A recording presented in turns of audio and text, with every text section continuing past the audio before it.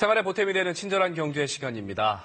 세탁할 때 어떤 세제를 얼만큼 넣어야 할지 감이 안 잡힐 때가 있는데요. 네, 오늘은 세탁용 세제와 건조기에 얽힌 비밀까지 세탁에 유용한 정보들 알아보겠습니다. 박대희 기자와 함께합니다. 박 기자, 오늘 세탁, 세제 이런 얘기 좀 하려고 하는데 용량 제가 정할 때 대충 그냥 눈대중으로 보거든요. 어떻게 해야 되는 건가요? 네, 저도 그냥 이제 얼마나 부피가 많은지 혹은 이제 얼마나 더러운지 보고 대충 정하는 경우가 많은데요. 정확한 기준을 국가에서 만들어뒀는데 저도 잘 몰랐습니다. 세탁용 세제마다 계량컵이 딸려 있는데요. 이 컵이 넘치지 않게 세제를 부으면 7kg을 세탁할 수 있습니다. 세제 종류와 무관하게 한 컵으로 빨래 7kg을 할 수 있다는 것은 같습니다. 또 이 한 컵이면 아주 더럽지만 않으면 세탁을 하는데 충분한 양입니다. 저도 세제를 더 많이 넣으면 더 깨끗해지지 않을까 생각하고 컵에 고봉으로 담아서 넣거나 두 컵을 넣기도 하는데요. 관련 연구들을 보면 세제량이 늘어난다고 더 깨끗해지지는 않는다고 합니다. 오히려 세제가 많으면 헹군 과정에서 세제가 씻겨 나가지 않아서 피부염을 유발할 수 있습니다. 이덕환 서강대 화학과 교수는 옷에 남은 세제의 계면 활성제 성분이 피부에 닿으면 몸에 필요한 기름기가 제거돼 피부를 자극한다고 지적합니다. 세탁 과정에서 거품이 많으면 좋다고 알고 있지만 한국소비자원 실험 결과 세척력과는 무관합니다. 또 너무 많은 세제를 넣으면 세제가 자연 속으로 배출돼 환경 문제를 일으킬 우려도 있습니다. 자, 7kg의 이 세제 한 컵. 그런데 이 세탁물 무게를 정확하게 좀 가늠하기가 어렵잖아요. 네.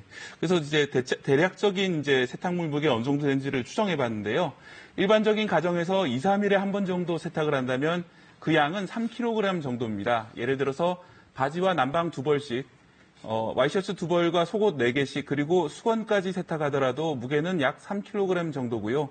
이런 정도라면 세제 반컵이라도 충분하다는 이야기입니다. 사실 과거에 많이 쓰던 통돌이 세탁기는 세탁물의 무게대로 물높이가 자동으로 표시됩니다. 물높이가 50% 정도라면 반컵을 넣는다는 기준으로 세제를 넣으시면 됩니다. 최근에 드럼 세탁기는 아쉽게도 물높이 표시가 없는 경우가 많은데요. 보통 와이셔츠 한 벌에 200g, 수건 한 개에 150g 정도 됩니다. 와이셔츠 15벌이나 수건 20개를 한 번에 세탁한다 하더라도 세제 반컵만 넣으면 적당합니다. 예전에는 세탁기만 신경 쓰면 됐지만 요즘은 건조기도 참 많이 사잖아요. 네. 제품이 워낙 다양해서 뭘 사야 될지 고민하시는 분들 많더라고요.